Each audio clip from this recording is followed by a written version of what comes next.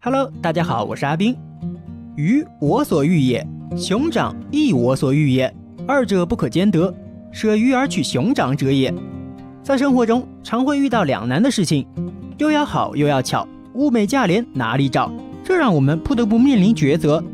在 NBA 里，球星们就有这样进退维谷的处境：是坚守球队一人一城，还是为了追逐总冠军另觅下家？忠诚和奥布莱恩杯，哪个是鱼，哪个又是熊掌呢？科比、邓肯差点出逃母队，加内特成为詹姆斯指路明灯，诺维茨基和库班的合同分歧。今天阿斌就和大家来讨论这个关于球员气节与利益的话题。作为现役球员忠诚一词的代言人，利拉德曾多次表示自己会留守波特兰，无论别人怎么抱团，他都会不忘初心，守卫对他有知遇之恩的。因此，利拉德收获了大量粉丝，大家爱的就是他这份铁骨铮铮的傲气。然而在2021年夏天，利拉德松口了，我不会离开波特兰，至少现在不会。那么未来呢？0号不愿给出承诺，他开始为自己留有余地了。在近年来4次季后赛遭遇3次一轮游之后，他感觉总冠军变得遥遥无期，而自己青春是有尽头的。这样的经历和灰狼时期的加内特何其相似。狼王坚守明尼苏达12载，常年保持顶级球星水准，可球队同样也只有1次的西决经历，其余时间均难有作为，从未被当作总冠军有力竞争者。于是问题来了，夺冠真的有这么重要吗？对于一般球员来说，总冠军只是个头衔罢了。罗伯特·霍利的7枚戒指也敲不开名人堂的大门。而对于志在打出名堂的球星而言，总冠军是历史地位的象征，也意味着话语权的存在。在1992年梦之队的内部交流中，伯德、魔术师、乔丹侃侃而谈，巴克利和尤因只能作壁上观。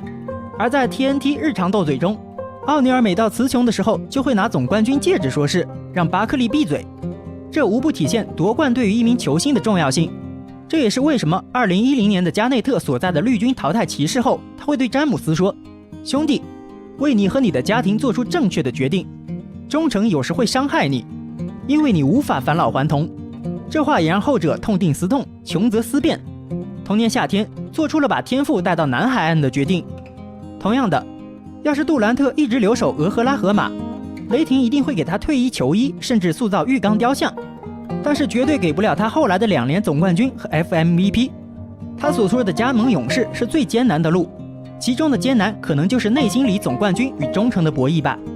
而詹姆斯的南非为他塑造了成功的案例，也让他坚定了去往湾区的决心。或许许多年后，杜兰特还会落叶归根，甚至像詹姆斯对骑士那样带来首冠，但肯定不是原来的味道了。那么忠诚就一定处在总冠军的对立面吗？首先可以明确，忠诚是一个优点，也是一名球员的加分项。一生只为一支球队效力，值得被赞赏，也更容易收获球迷的认可。肩膀上纹着忠字的艾弗森，用他遍布伤病的身体为费城浴血奋战的事迹，使其收获无数信徒。答案对于76人的忠诚和热爱，从他每次亲吻球场地板就能看得出来。然而即便如此，真正的费城之子，拥有着大合同的当家球星，他的情绪同样也受制于球队战绩和对冠军渴望。虽然2001年有着常规赛 MVP 和总决赛经历，可之后76人每况愈下，由此产生连锁反应，艾弗森与管理层的矛盾激化，最终也只能分道扬镳。而达案加盟丹佛，在和安东尼组成的黄金双枪也不过昙花一现，随后开启 NBA 流浪之旅，很快淡出联盟。类似的球队情况也发生在与艾弗森同届的纳什身上。风之子在凤凰城有辉煌也有低谷，和球队属于互相成就。在纳什的带领下，太阳真正崛起小球风暴的7秒进攻大队，他个人也斩获2连 MVP。然而球队有着3次西决经历，却从未冲出西部，时运不济，略带悲情。特别是斯塔德迈尔走后，球队已经没有季后赛希望，而纳什又为之奋斗了2个赛季，就连球迷都打出口号 It's okay, Nash, you can go， 表示支持他去圆梦总冠军。于是这位球场大师才会在38岁高龄时加盟湖人，做最后一搏。只是历史总是惊人的相似，和湖人首次 F4 里的马龙一样，同为2届 MVP 得主的纳什最终也未能如愿，遗憾退役。所以说总冠军是天时地利人和，缺一不可。哪怕是放弃了一人一城的一世英名，也很难保证将奥布莱恩杯收入囊中。而能从一而终并收获总冠军的球星无疑是幸运的。科比和邓肯就有着近乎完美的伟大职业生涯。然而，走向辉煌之前的忠诚可能只是权衡利弊结果，而不一定是他们内心真实的选择。要么请回韦斯特，要么把我交易到公牛。科比在2007年一次参加史密斯真人秀采访时，说出了这句让洛杉矶球迷非常沉重的话语。虽然科比在喊出交易我不到3个小时就收回了这一请求，但是2天后，美国 KLAC 电视台就言之凿凿地发布通稿，科比不是在开玩笑，他对湖人已经心生倦意，他想离开洛杉矶，而科比的下一站就是去追寻乔丹的足迹，前往芝加哥。科比在休赛期的言行让湖人的管理层变得紧张起来，他们开始意识到，如果不给他配备顶级球员，无法让他看到夺冠希望的话，那么黑曼巴离开湖人也只是时间问题。于是他们加紧了球队补强动作，与灰熊悄悄地进行一次打破西部格局甚至联盟格局的重磅交易。湖人队送出状元夸梅布朗和新秀克里斯顿，换来在灰熊郁郁不得志的保罗加索尔，效果可谓立竿见影。接下来3个赛季，湖人3进总决赛，收获2连冠，科比也品尝到了 FMVP 的滋味。作为湖人常年的竞争对手，地处小球市的马刺则有着更多的无奈。2000年夏天，邓肯成为了自由球员，这个2年级便带队夺冠拿下 FMVP， 连续3年进入最佳阵容的天才成为了各队哄抢的宝贝。当时魔术的管理层也为此努力着，他们带着邓肯乘坐私人飞机，邀请他前往奥兰多进行参观，然后在巨幅的广告牌和迪士尼乐园都涂上了期盼邓肯加盟的字样。他们甚至邀请了老虎伍兹亲自游说石佛。回到圣安东尼奥的邓肯坦言，面对奥兰多求贤若渴的攻势，当时自己真的动心了。有一说一，联手格兰特希尔加盟魔术，对于当时的邓肯来说，确实比留守马刺更有前途。2000年以后是联盟西强东弱格局最为明显的时期。若是邓肯携手希尔入主奥兰多，那么几乎可以预定未来多年的东部冠军，甚至能超过詹姆斯的统治次数。而西部则是险象环生，有着逐渐展现统治力的 OK 组合。后来湖人也证明了在新世纪初的实力，邓肯想要夺冠，这是避不开了的对手。但至少总决赛相遇比在西决区内耗中交手更好。对此，大卫·罗宾逊和波波维奇一起挽留邓肯的时候，说出那句“我来防守奥尼尔”，这才让石佛吃下定心丸，没把天赋带到南海岸。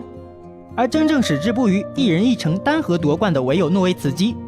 小牛队史第一人坚守达拉斯21载，风雨不动安如山，为球队带来了迄今为止唯一一座总冠军奖杯，以及留下无数队史纪录，荣誉等身。功勋卓著的他，在职业生涯末年却还要跟老板库班为薪水扯皮。一个说合同就签这么大，不能再多了；另一个说胡扯，合同至少签那么大，不能再少了。你很难想象前者是雇员，后者才是雇主。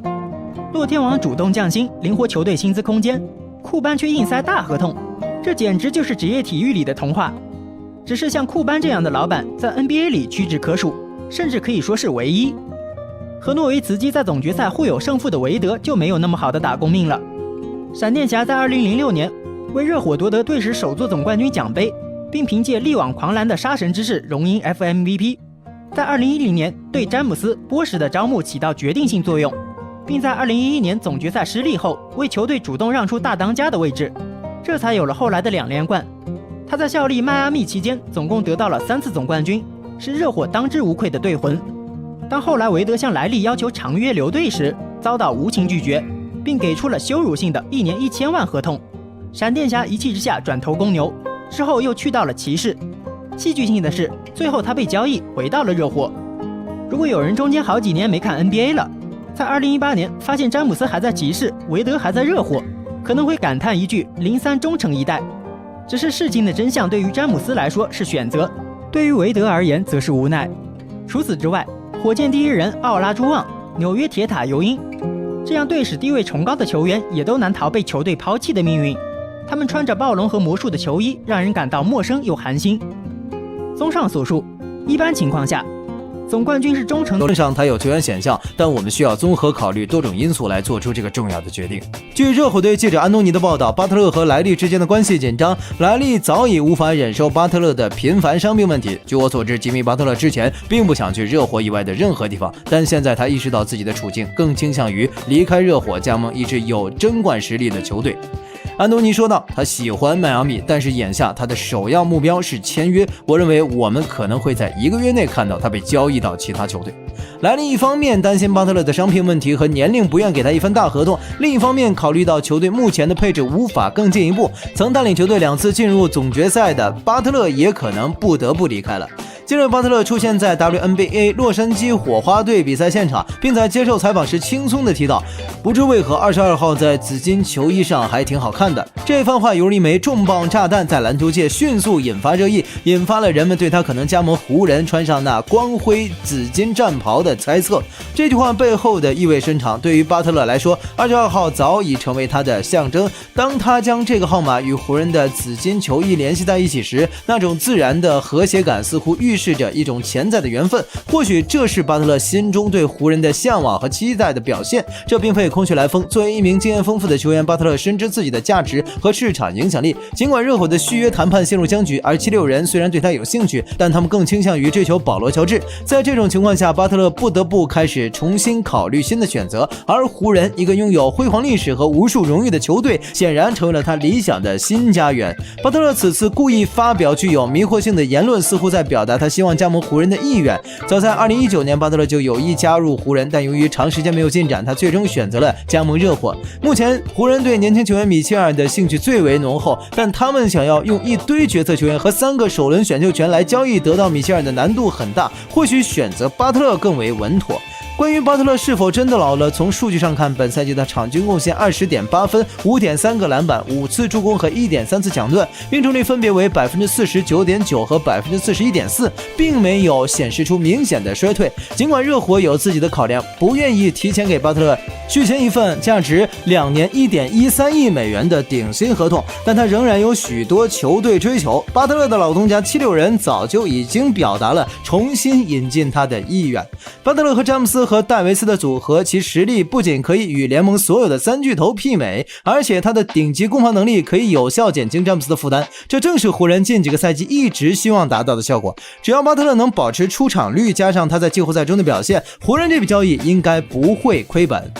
自从莱利表达了对巴特勒的不满，并且拒绝给他提供续约合同后，76人就已经将巴特勒视为他们今夏的交易目标，希望能重组3巨头。然而，巴特勒是否会加盟76人，最大的疑问在于他个人的意愿。毕竟4年前正是76人选择放弃了他。在2020年夏天，76人在季后赛抢七大战中不敌当年的总冠军队多伦多暴龙。休赛期，他们在巴特勒和哈里斯的续约问题上选择了哈里斯，认为巴特勒的球技不够出色，并且担心他可能成为更衣室的炸弹，破坏球队的化学反应。因此他们最终给了哈里斯一份为期5年、总价值 1.8 亿美元的合同。巴特勒对此心有不甘，在接下来的赛季亲自率领热火淘汰了76人之后，曾在球员通道大声质问：你们为什么选择了托拜厄斯·哈里斯而不是我？尽管巴特勒以其坚定的个性著称，但自从加盟热火后，他2次带领球队进入总决赛，而他的老东家76人至今未踏足过东部决赛的赛场，这无疑证明了他们当初的决定可能存在的愚蠢性。根据媒体报道，巴特勒正在考虑与恩比德再次携手，愿意加盟一支有争冠实力的球队。据热火随队记者安东尼报道，吉米巴特勒迫切希望在休赛期能够获得一份顶薪的提前续约合同，无论是来自热火还是其他球队。目前35岁的巴特勒在下赛季的合同价值为4880万美元，并且拥有2025至26赛季价值5240万美元的球员选项。他有可能在休赛期放弃选项，签下一份为期2年、总价值1.13亿美元的提前续约合同。另据76人随队记者 Keithin Pompey 报道，76人队正在密切关注巴特勒的合同情况。根据消息来源透露，76人愿意以交易的方式获取巴特勒，最多愿意提供3个首轮选秀权和3个首轮选秀权互换权，包括来自雷霆的2024年、来自火箭的2026年和来自快艇的2028年选秀权。他们准备向巴特勒提供一份顶薪合同。尽管如今巴特勒的统治力不如以往，但随着恩比德和马克西的成熟，巴特勒与与他们组成的3人组合足以在联盟争冠格局中占据一席之地，这对巴特勒来说可能是他职业生涯中最好的夺冠机会，同时也能保证他未来几年获得他期望的顶薪合同。最近公牛的球星德罗赞在 Run It Back 博客节目上发表了对加盟湖人的态度，他表示，从我小时候开始，所有人都知道我是科比球迷，一直到现在都是，从第一天起我就是湖人球迷，当有机会为家乡球队效力时，你是无法拒绝的，尤其是为湖人这种历史悠久的球队，所以时间会证明一切。德罗赞本赛季的合同将在2860万美元到期，他即将成为自由球员，而公牛并没有表现出续约他的意愿，这并不是因为德罗赞表现不佳，而是因为公牛正在考虑未来重建的可能性。作为自由球员，德罗赞有望实现他加盟湖人的愿望，考虑到他可能签下一份超过3000万美元的高性价比合同，湖人肯定会积极追求这位全明星级别的后卫。事实上，湖人和德罗赞在3年前曾有过一次接近合作的机会，在2021年夏天，湖人进行了大规模阵容重组，当时管理层希望引入詹姆斯和戴维斯以外的第3位球星，当时德罗赞和威少的传闻最为猛烈，甚至德罗赞曾接近加盟湖人。然而有一些内部因素，据说当时威少的知名度更高，并且詹姆斯更倾向于威少，最终湖人选择了威少而非德罗赞。后来湖人为自己的决策付出了代价，威少因为其有限的投篮能力成为了球队的累赘，无论是与詹姆斯还是浓眉搭档，他都对湖人的进攻流畅性产生了影响，最终湖人不得不裁掉了他。与此同时，德罗赞从马刺转会至公牛后延续了出色的表现，场均得分和助攻都位居公牛队内第一，他成功的超越了拉文，成为球队的领袖。尽管德罗赞多年来的表现表明他可能并不适合承担球队的大当家角色，特别是在季后赛的高强度对抗中无法稳定输出球权。然而作为联盟中最好的2当家之一，他在湖人这样一支拥有2位前10巨星的球队中可以作为第3选择出场。在常规赛中，德罗赞能够有效地减轻詹姆斯的持球压力，并在季后赛中展现出中距离的得分能力，这将比在公牛时更好地发挥他的价值。湖人目前需要一个精英的首发后卫，以弥补拉塞尔和里维斯在季后赛中表现不佳的情况。本赛季德罗赞为公牛出战了79场比赛，场均得到20.0分、4.3篮板和5.3助攻，投篮命中率为 48.0%， 三分命中率为 33.3%。德罗赞以其复古的打法而闻名，近年来他逐渐提升了3分投射和传球能力。他加盟湖人后必将成为詹姆斯身边的超级辅助，为球队带来更多的进攻多样性和稳定性。